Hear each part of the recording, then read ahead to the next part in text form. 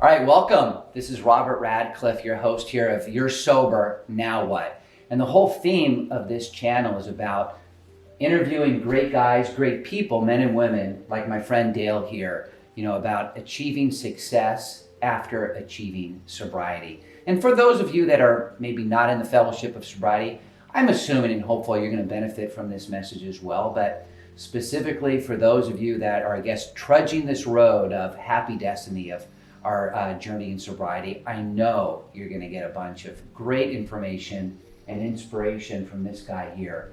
So let me tell you a little bit about Dale Rhodes, local Malibu guy that I've known for a number of years in the fellowship, and just such an amazing example of how sobriety, how truly living this life of being a good person in sobriety and after getting sober, as Dale is on this planet, in this community. And it's like, seriously, like truly an honor to not only be interviewing you, but to be calling you a friend. Wow, that's really kind.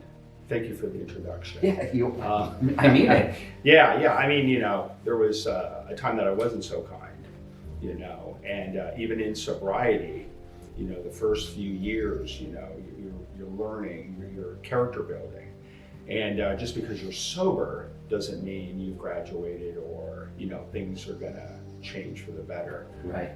So, the first few years were rough, still bad character defects, doing not always the next right thing. And, but that comes with lessons, Yep. So tell us about that a little bit, about like the beginning. So I know what I love about you and your story is so similar to mine in a way that, well, we actually both kind of used in the same area of the world and, ran in some of the same circles of people, which was totally coincidental, which we figured out in sobriety. Yeah.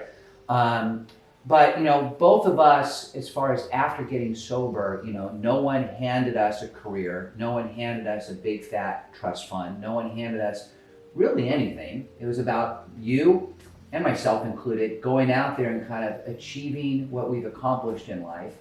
But tell the viewer about like the beginning, like when you first got sober, those fears, those uncertainties, those things that you were looking at as far as a change of life around. Yeah.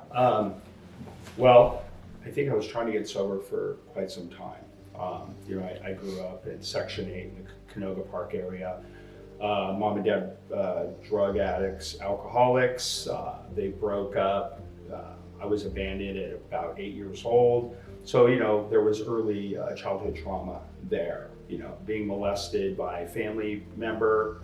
And so, that happened for some years, and then trying to get out of the so-called ghetto, it's rough, especially with no money, no resources, really no education, I was an athlete in high school and in junior college, baseball and surfing, and that really kind of got me out. But my drug abuse was escalating, year on year, compounding, and finally, I got into the career that I've been in for pretty much 40 years in the fashion business, but started at the bottom, and in and out of different brands and jobs and using and drugs and sleeping around and all those bad things that, Right. some of us do. But, there was a time where life was, like my career was at its height. I was at Hurley making a fair bit, a lot of money, the homes, the cars, the shiny things, and I never was looking inwardly. I thought I was fine, and people weren't saying anything to me. And that day where it came to the end was I was on the beach looking up in the sky after coming down off a really bad ecstasy hangover. And I felt like I died. And there was an accidental intervention. A couple friends were driving down Westward Road. They saw me on the beach looking up in the sand, up in the sky, and they grabbed me, they scooped me up, took me to the house, and they let me have it. They let me have it. They told me I was arrogant, pompous, everything. And I was like, it felt like a knife was going through my heart. You know, they said, it doesn't matter what you have, what you do. And I always thought people judged people by their pocketbook. And mind you, I wasn't rich, but I did well. Mm-hmm. So being poor and that mentality, you know, having a couple bucks in your pocket, Mm-hmm. you think you're, you know, Mm-hmm. the richest guy in town, you know. So they let me have it. They said, you need to get help. And my wife at the time says, no, he's fine. He'll just sleep it off, because she was my party partner. Right. She didn't want to lose her party partner. And I knew at that moment, you know, my daughter was about 3 at the time, and I knew that I had to make a change. I didn't want to be like my dad. My dad treated me the same way. Took me to bars when I was like 6 and 7. I had to sit out in the car while he drank all day. Wow. And so it was just that vicious cycle. And I played the tape at that moment and said, I can't do this anymore. So I checked into the Canyon in Malibu, February 13th, 2006.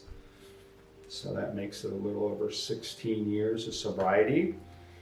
But, you know, that first year, let's just step back. Day 1 in rehab, I woke up and I was looking around in this nice place. And a good friend of mine now, his name's Khalil, he was working there. And he handed me a Starbucks and he told me, Dale, it's over.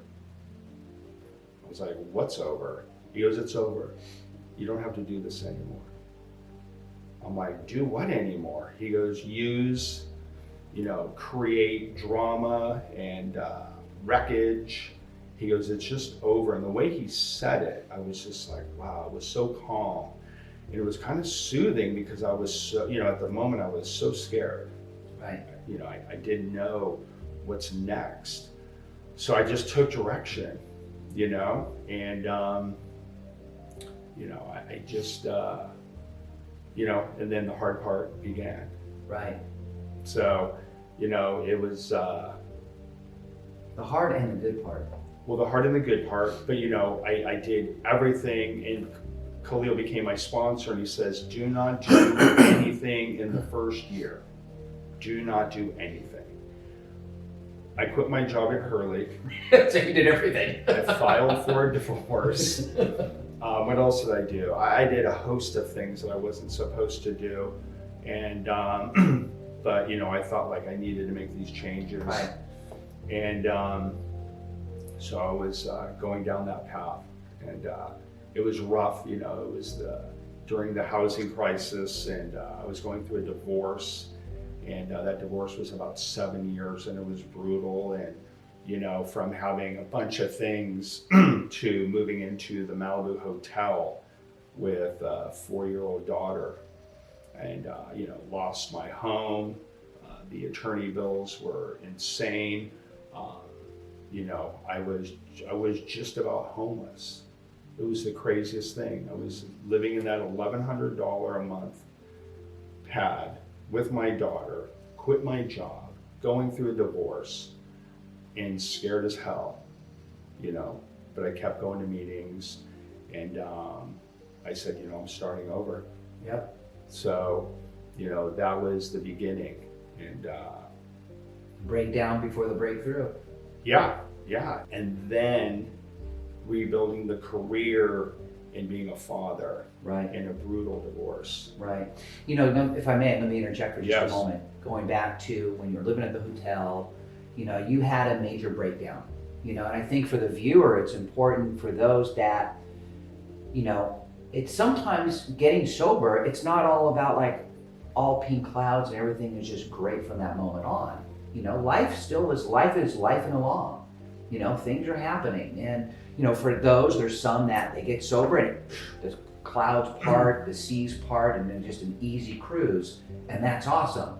But there's those, like yourself, myself included, that, hey, there was some major stuff happened. You know, it's kind of like the burning of the phoenix, the rising of the phoenix. Like everything kind of had to collapse in order for us to kind of rebuild, you know, a new foundation and everything like you did. You know, you had everything collapse on you.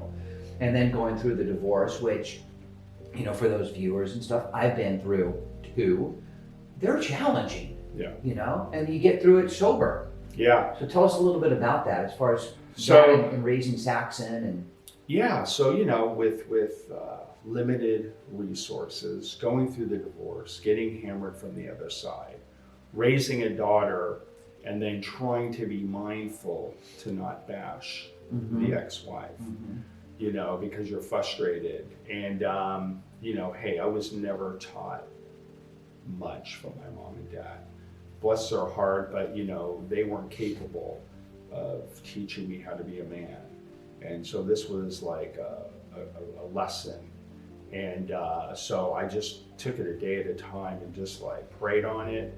I was just hoping, you know, this too shall pass, you know. I took all those taglines and just kind of believed in them.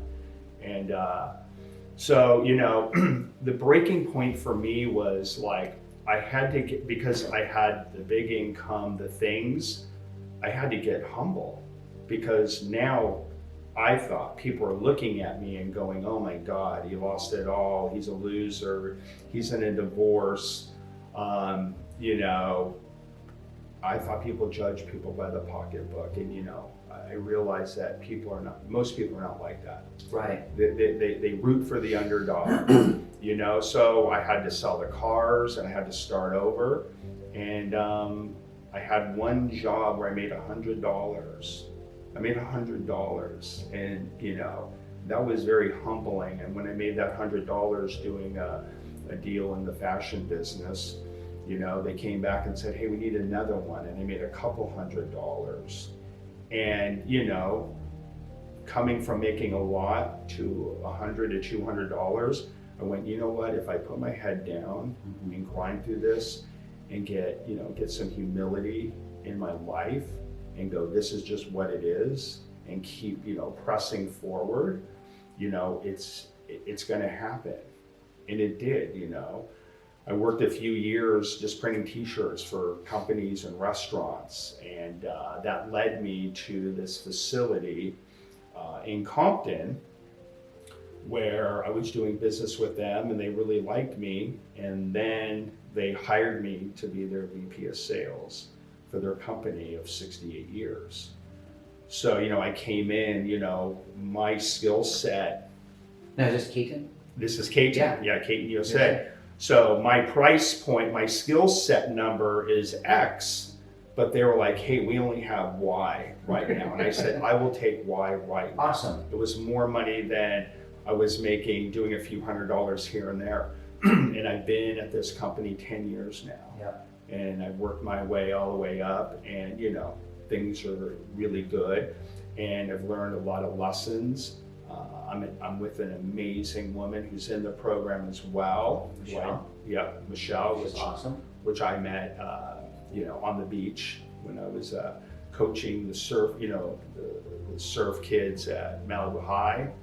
Malibu Sharks, right? Malibu Sharks, and you know, so another thing that kind of happened was giving back to others. Yeah, which I want to talk about for sure. Yeah. Involvement with the Walk on Water. Yeah, so yeah, now and I'm involved with the Walk on Water, working with kids with special needs on the different spectrums, and I've been doing that 10 years now. I'm a board member and surf instructor. And you know, when I started doing the things for others, was taking my mind off of myself. Yeah.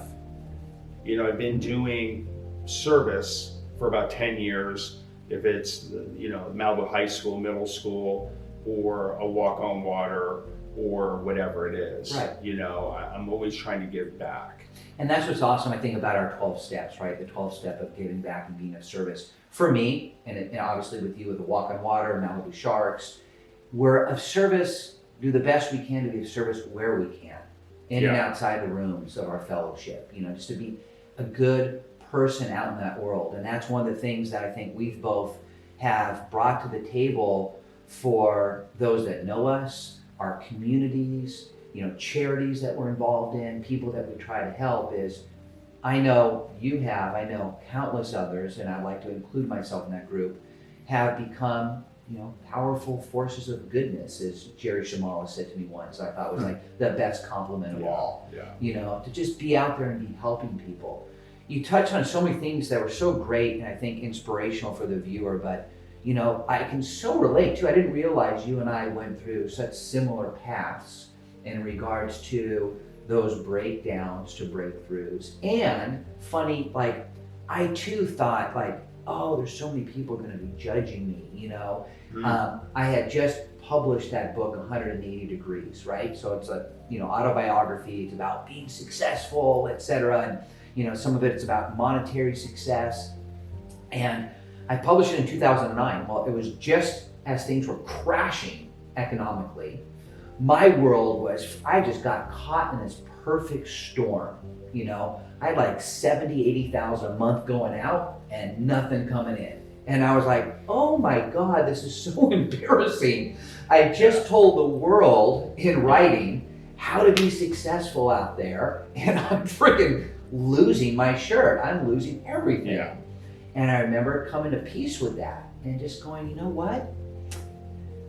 It is what it is. And if that's what's going to happen, I know I've got buddies that I can go to. I've got fellowship. I've got loved ones that, if worst case scenario, I end up being, and there's nothing wrong with it, like a barista at Starbucks, and that's the rest of my career, I'm going to be the best damn barista at Starbucks that Starbucks or anyone's ever going to see.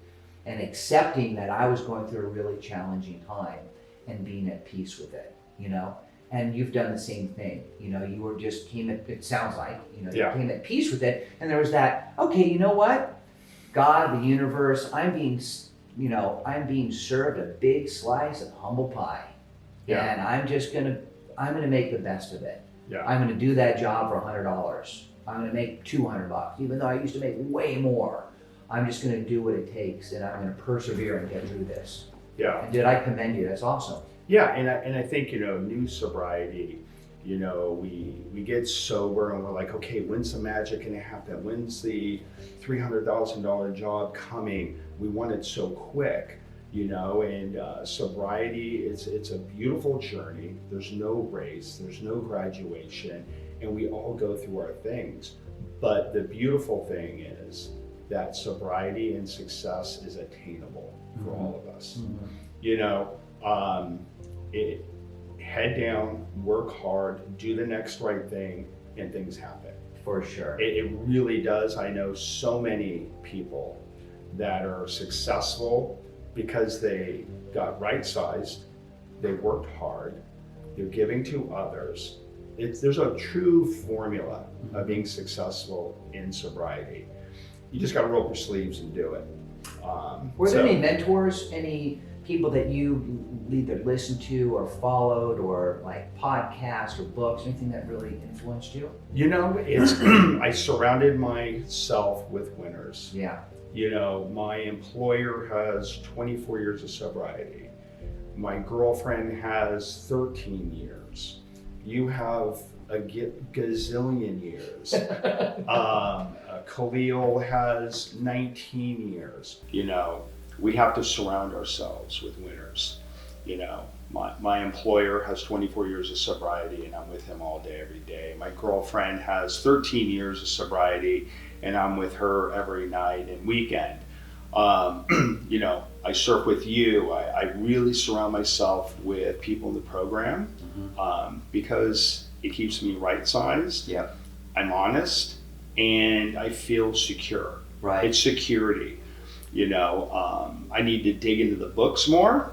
I do a men's group on Tuesday nights, but if I'm not doing that, I know that I have to surround myself with people that are out for my best interests and I'm out for theirs. So that's important. Yeah, that seems like that's a little bit of the secret sauce, in sobriety. Yeah. The meetings, the fellowship, the people, charity. Charity's been, a blessing for me.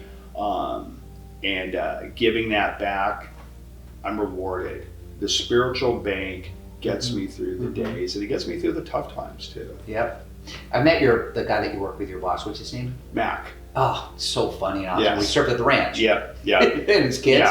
And God, what an employer he is, and it's nice because he's not a micromanager, and he got all that from the program. Mm-hmm. He treats people the way that he wants to be treated, and I do that as well. You just tapped on something so important as far as, water seeks its own level, or is there that other phrase about the 6 people that you hang with is kind of an image of who you are. Yeah. And I remember, you mentioned the Canyon. Diana Foster, was she working there? I'm not sure. But interesting enough, she later worked there, and she was one of the technicians at the first rehab I was in when I was 16 years old.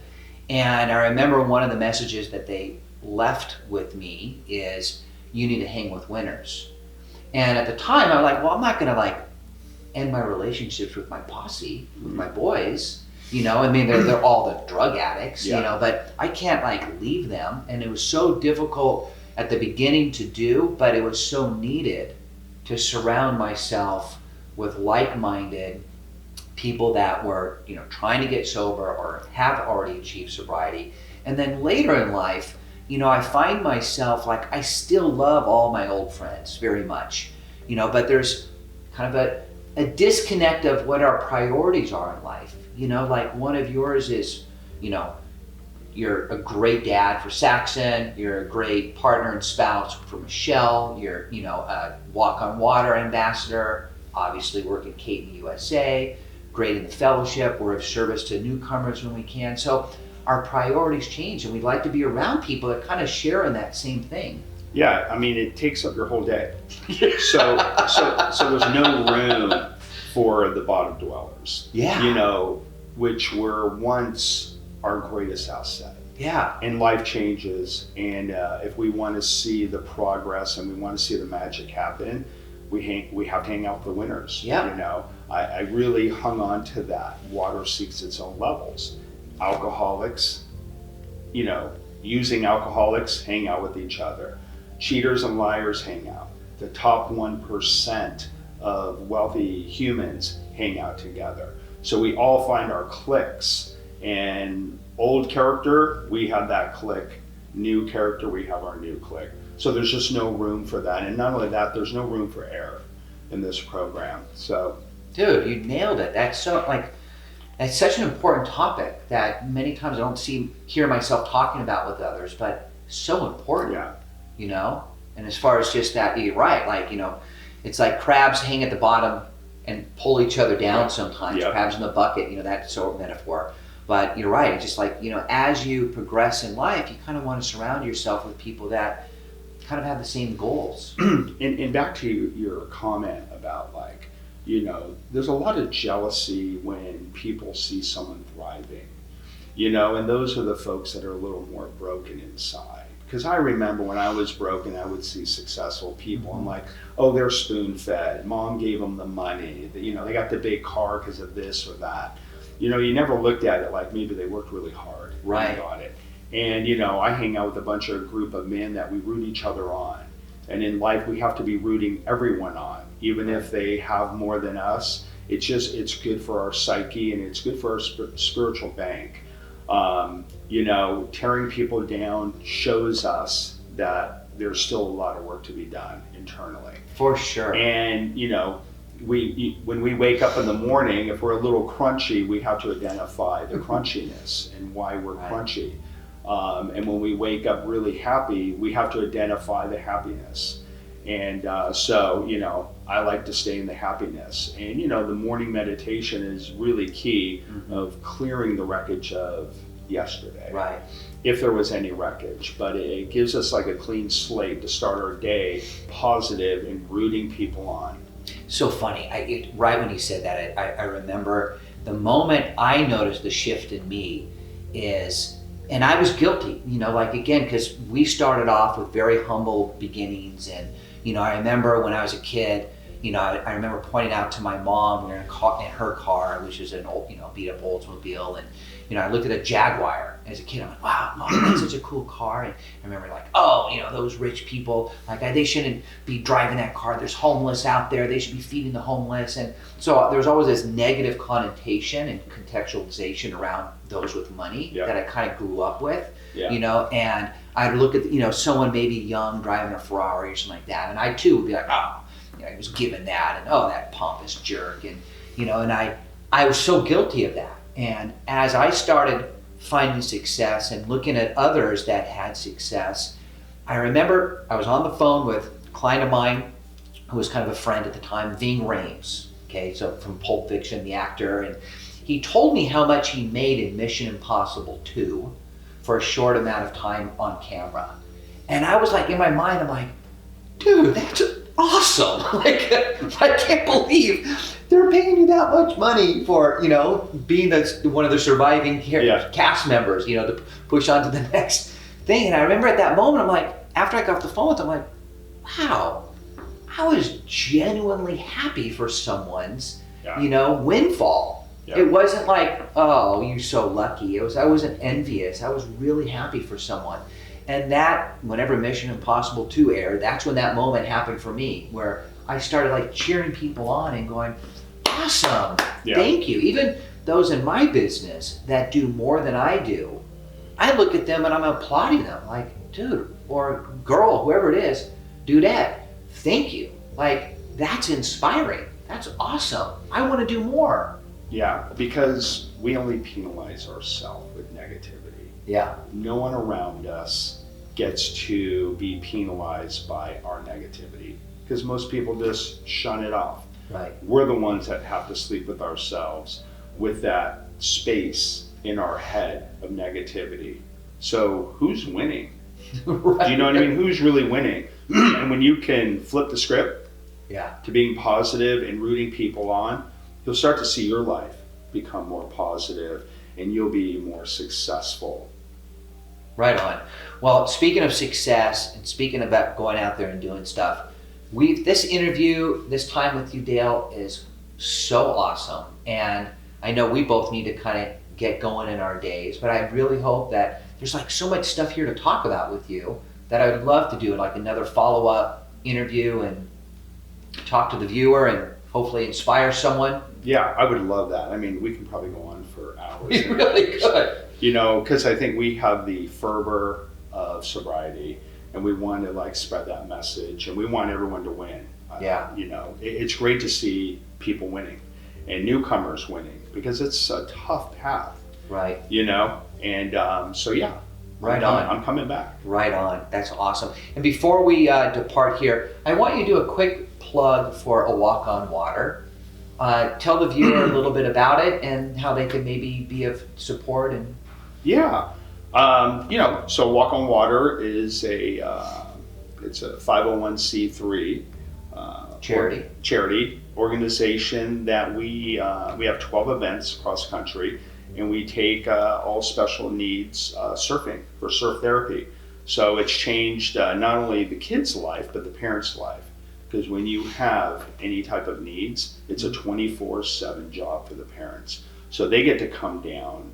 Our main sponsor is Paul Mitchell. So they come down, they get their hair cut, they get their hair done. The kids are surfing. We cater to about 1,500 families across the country.